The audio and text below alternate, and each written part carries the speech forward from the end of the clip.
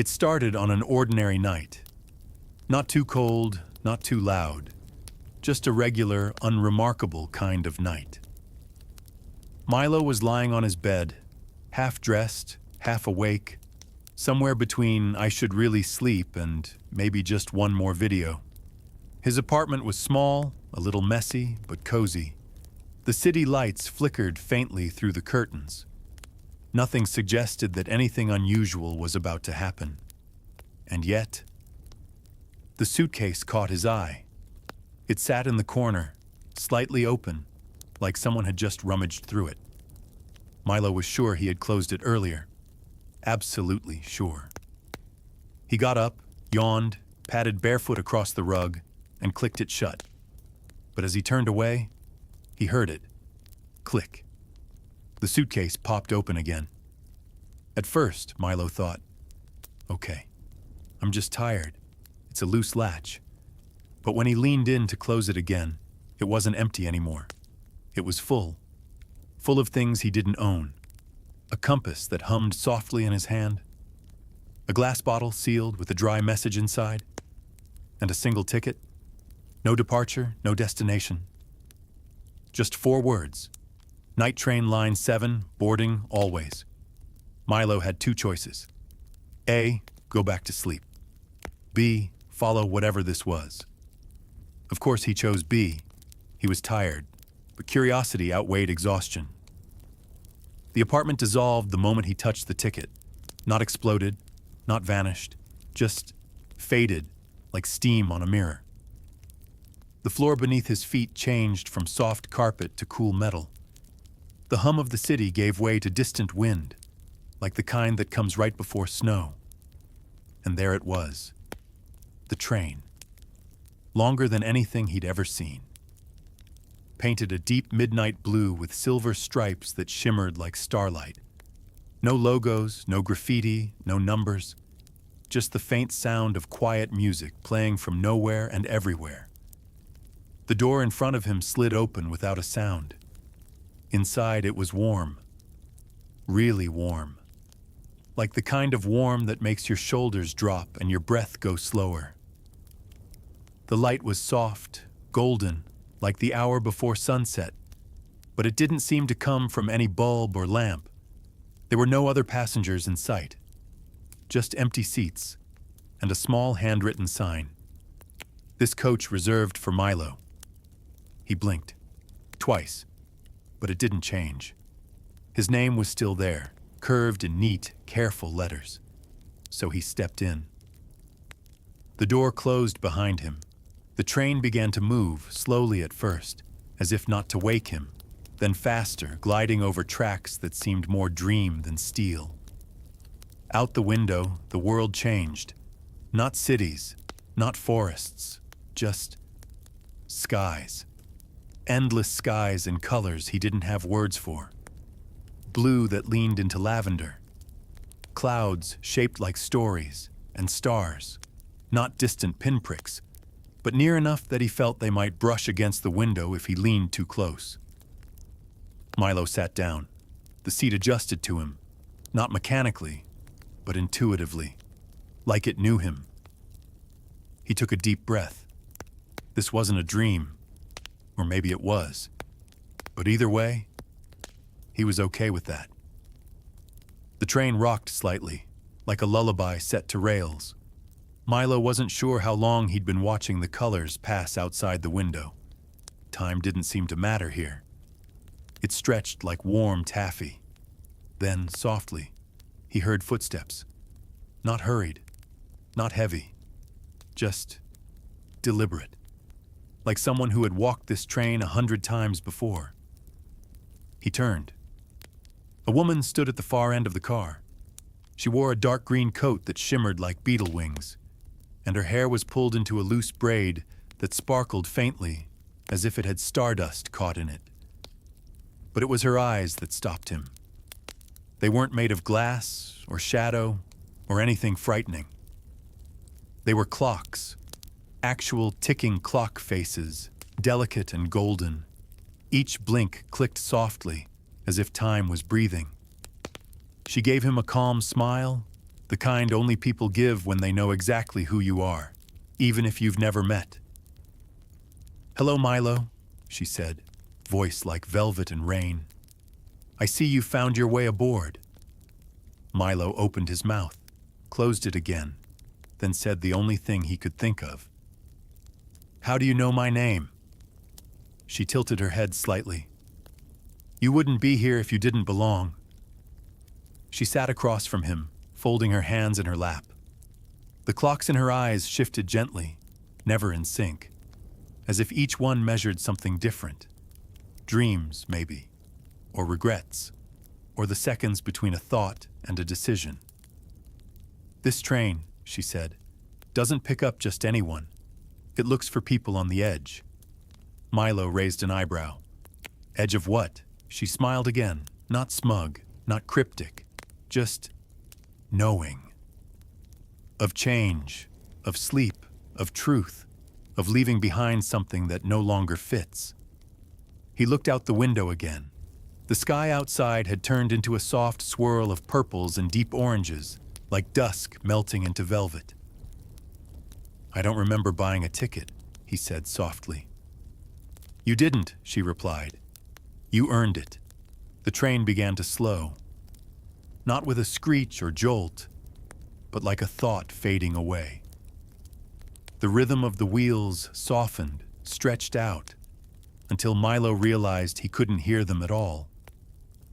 Outside the window, the sky had gone still. The train pulled into a station that wasn't really a station. No platform, no lights, just tall, dark trees swaying gently in the breeze, lit from below by thousands of tiny glowing orbs, like fireflies that had made a pact to stay still, just this once. A wooden sign leaned slightly in the soil, carved by hand. "Forest between moments. Stop requested." The woman with the clock eyes stood, brushing invisible dust from her coat. "You should stretch your legs," she said. "Everything important here takes place in the quiet between footsteps." Milo stepped outside. The air smelled like pine needles, warm rain, and something sweeter. Maybe cinnamon? Or memory? He couldn't place it. But it wrapped around him like a familiar blanket. The forest wasn't dark. Not exactly. Each tree had its own glow, faint but steady, pulsing gently like a heartbeat. And the orbs, they floated just above the mossy ground, lighting a narrow path that invited but didn't demand. Milo followed it. With each step, the air seemed softer, time slower. Not frozen, just less interested in hurrying. There were sounds, but nothing sharp. The breeze whispering secrets to the trees, the soft crackle of glowing leaves overhead, a quiet hum, as though the entire forest was exhaling together. And then, a voice. Small, high, and perfectly clear. "Don't step on the mushroom." Milo looked down. A single blue mushroom was growing right in the middle of the path, round and glowing faintly, like everything else in this place. Sitting beside it was something like a fox, or a cat, or both. Tiny, wearing glasses, reading a book. "You almost did it," the creature said, not looking up. "That's the time mushroom. Step on it, and you lose your Tuesday. Forever." Milo blinked. "My Tuesday?" "Yep." The creature flipped a page. "Not great, not terrible. But you'd miss a decent sandwich around 2 p.m. Milo crouched down, eyeing the glowing mushroom, the talking maybe fox, maybe cat, and the impossibly calm forest. "I didn't think I'd miss a sandwich that hasn't even happened," he murmured. The little creature finally looked up. Its eyes were round and serious, its whiskers twitching like they were thinking on their own. "That's the thing about time," it said, closing the book with a tiny thwump. "You never realize how much you wanted a moment until it doesn't arrive." Milo sat cross-legged in the moss. "Okay." But what kind of sandwich are we talking about? Grilled cheese, the creature said without hesitation. Sharp cheddar, toasted sourdough, crispy on the outside, soft in the middle, tiny bit of thyme in the butter. You'd eat it alone, but enjoy it like you were with someone. Milo's stomach growled, or at least he imagined it did. It was hard to tell in this place where feelings and facts felt like twins. "Can I get it back?" he asked. The creature tilted its fuzzy head. "You haven't lost it? Yet?" Milo's eyes drifted upward.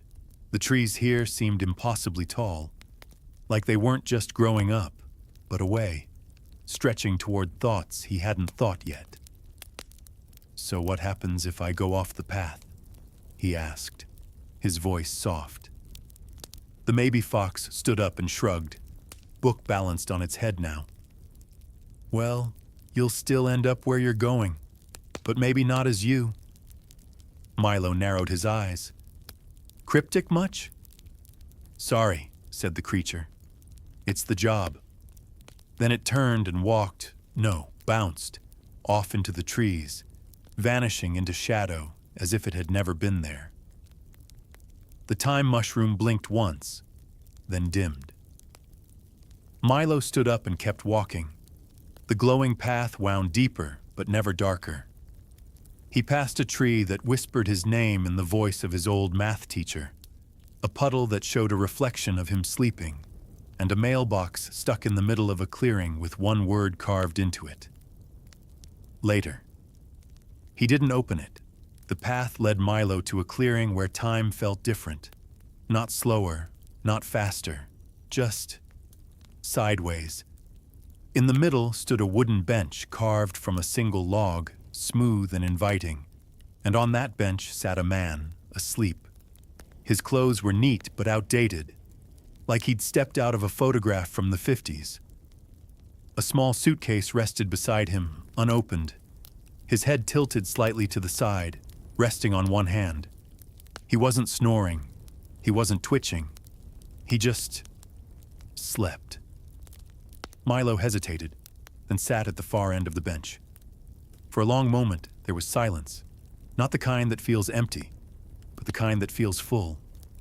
Then, without opening his eyes, the man spoke. "You're earlier than I expected."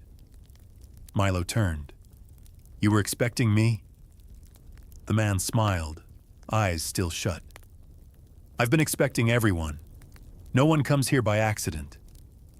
He stretched slightly, not waking, more like dreaming with intention. "They told me I missed everything," he said, voice steady.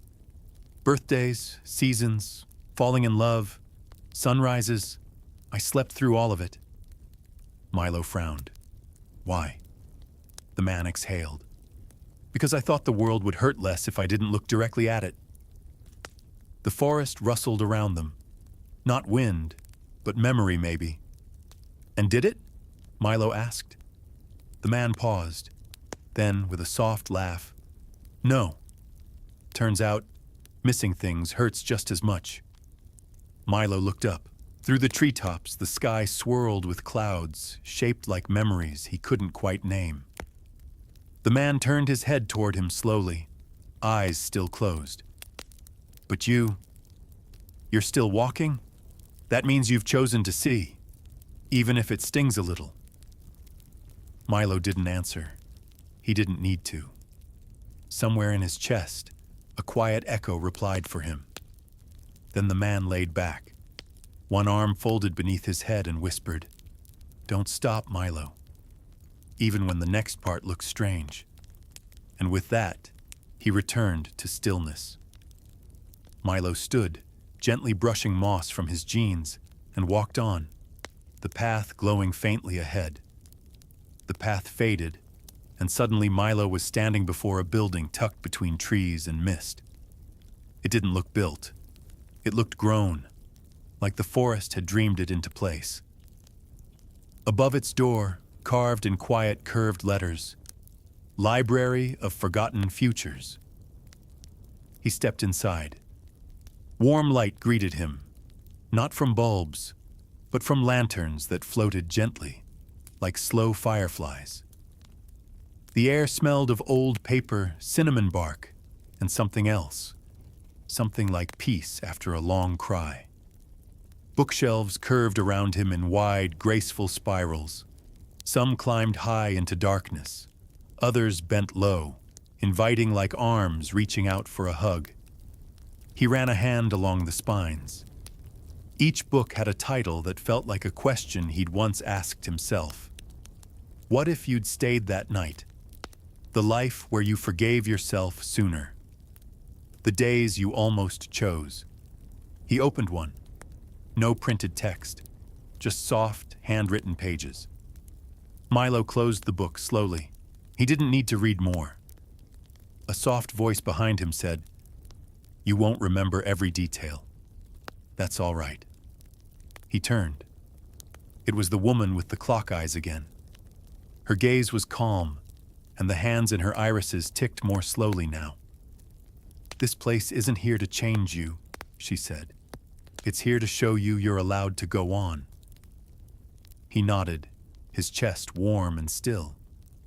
"You're almost at your last stop," she said, gesturing toward the far end of the room where a narrow staircase led upward into a soft glow. Milo took one last look at the shelves, then stepped onto the stairs, and with each step, something inside him grew lighter. The staircase was narrow, but easy. Each step felt like exhaling. The air grew cooler, thinner, not cold, just clearer, like the space between two deep breaths. At the top, the forest was gone. Milo stood alone on a cliff, the sky above scattered with quiet stars, and below him, a vast ocean that didn't crash or roar. It breathed, in, out, slow and steady, like sleep itself. Ahead stood a lighthouse, tall, weathered, the kind of structure that had waited its whole life for someone to arrive. Its light didn't spin. It pulsed, gently, once every few seconds.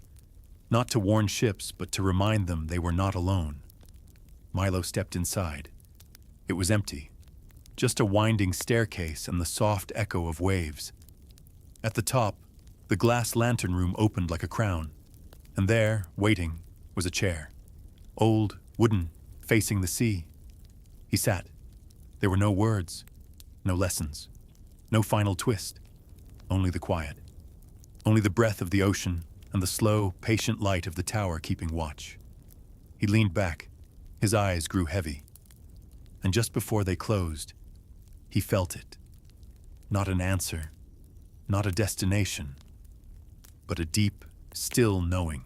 He was exactly where he needed to be, and somewhere far below, the train waited in the dark. Not to take him away, but to carry someone else. Someone who just found a suitcase they were sure they'd already closed.